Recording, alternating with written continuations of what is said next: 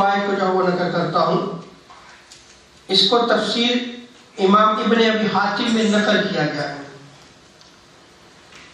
حضرت عبداللہ ابن عباس رضی اللہ تعالی عنہما جو ہے وہ اس روایت کو نقل کرتے ہیں کہ عرب کے قبائل میں سے ہر قبیلہ سے مسلمانوں کی ایک جماعت، ایک گروپ جو ہے وہ حضور صلی اللہ علیہ وسلم کی بارگاہ میں حاضر ہو جاتا اور وہ آقا علیہ الصلوۃ والسلام سے دینی مسائل اور شرعی احکام سیکھتے۔ یہ حضور علیہ الصلوۃ والسلام کے زمانہ اقدس میں ہے کہ ان قبائل میں سے چند افراد جو ہے وہ حضور کی بارگاہ میں چلے جاتے، ان کا کوئی اور مقصد نہ ہوتا، ان کا مقصد صرف دین کو سیکھنا ہوتا تھا، اور وہ حضور کی مجلس میں بیٹھ کر پھر دین کو سیکھا کرتے۔ حضرت عبداللہ ابن عباس رضی اللہ تعالیٰ عنہ فرماتے ہیں کہ پھر جب وہ اپنے قبیلے میں واپس جاتے ہیں، وہی قوم جو آئی اس نے حضور سے علم کو سیکھا، دین کے مسائل کو سیکھا، وہ قوم جب واپس جاتی تو وہ ان کو نماز، زکوٰۃ اور اسلام کے دیگر احکام کی تعلیم دیتے، اسلام کی تبلیغ کرتے اور اللہ کے عذاب سے ڈراتے تھے۔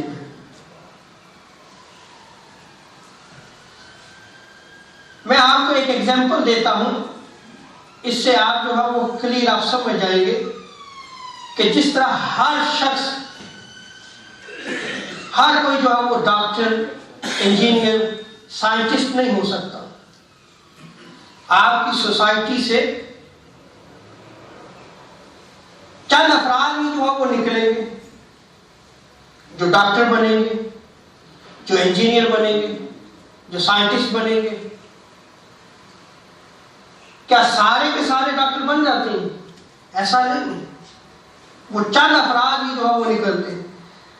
اسی طرح علم دین کے لیے بھی یہ قرآن مجید میں رب تعالیٰ کا ارشاد میں نے نقل کیا ہے، ایسا نہیں ہو سکتا کہ سارے کے سارے افراد جو ہے وہ علم دین کے لیے جو ہے وہ نکل پڑے ہوں۔ ہاں، جو ضروری علم ہے اس کا حاصل کرنا ضروری ہے، جیسے کہ امام شافعی رحمۃ اللہ تعالیٰ علیہ نے اس کو نقل کیا۔ لیکن جو خواص کا علم ہے، یعنی قرآن میں مہارت حاصل کرنا، حدیث میں مہارت حاصل کرنا، اصول دین میں مہارت حاصل کرنا، اس کے لیے چند افراد جو ہے وہ لازمی نکلے اور نکل کر جو ہے وہ اللہ کے دین کو سیکھیں اور سیکھ کر پھر آ کر جو ہے وہ دعوت و تبلیغ کا فریضہ سر انجام دیں۔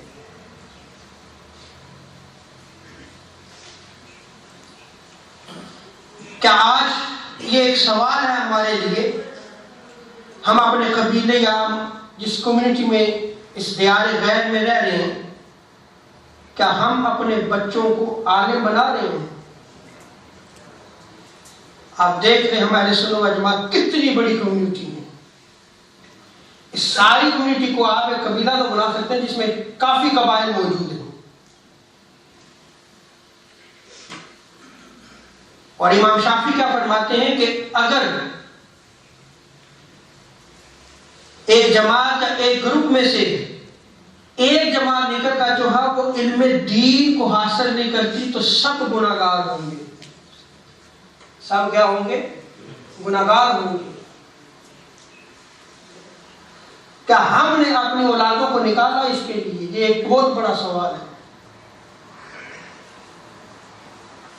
اور اس کا خمیازہ ہم بھگت رہے ہیں،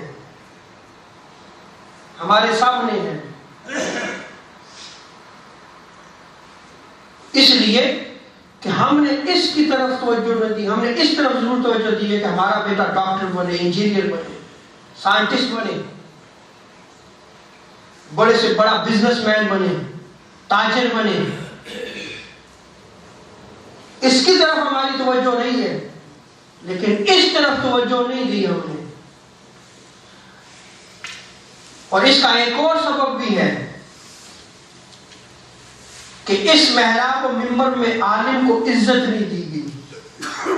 کیا ہمارا بچہ ہماری بات کو سن کے جو ہے وہ علم دین کے لیے نکلے گا؟ یہ وہ سوالات ہیں جو ہمیں سوچنے چاہیے۔ اگر جو ہے وہ ہم اس محراب و منبر کو ایسے ہی چھوڑ دیں گے تو پھر اس محراب و منبر کے وارث بھی جاہل لوگ بنیں گے.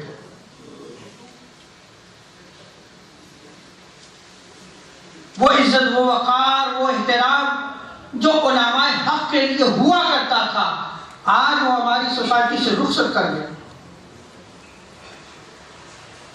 جس کی وجہ سے ہماری اولادیں جو ہے وہ اس محراب و منبر پر بیٹھنے کے لیے تیار نہیں.